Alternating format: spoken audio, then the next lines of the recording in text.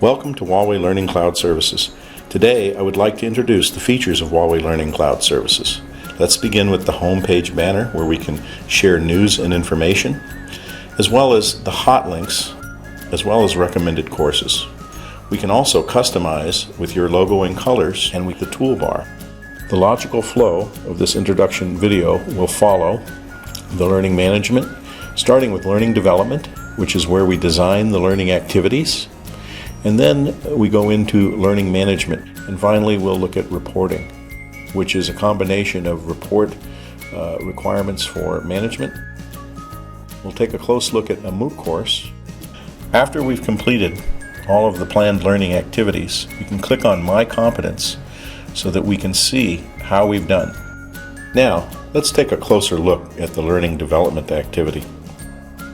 In the learning development activity, the very flexible and customizable solution allows us to select the elements required for the learning activity that support the competencies, the skills, and the knowledge that we want the learner to achieve. Not only does this system have benefits over a traditional system of putting this together, but it's specific to the job roles. And again, all three elements are used in the design and are very flexible to meet the business objectives. Once those objectives are met, we often recognize job roles change.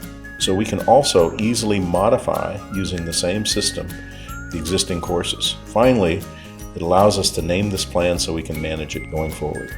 We can use the drag and drop features to adjust the dates of the activities in the overall learning plan. Additionally, we can click on existing programs and courses and make adjustments to those dates. So we can add and we can also remove courses directly from this location. Let's take a look at the reports. Let's go to the learning management, and we can see through this trend chart that we can see the users and the locations, as well as the user access time and learning time.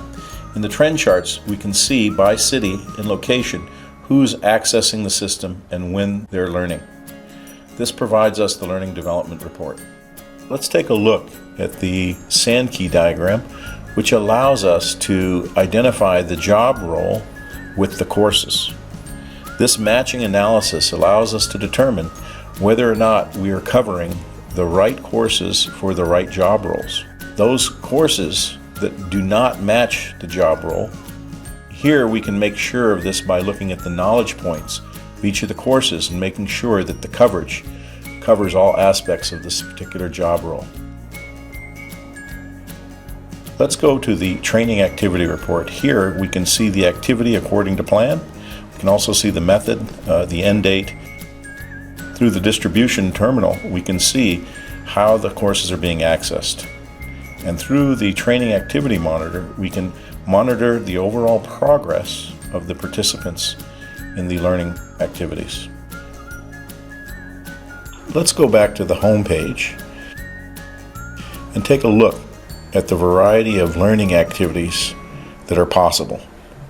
We can do e-learning, MOOC, instructor-led, and Q&A.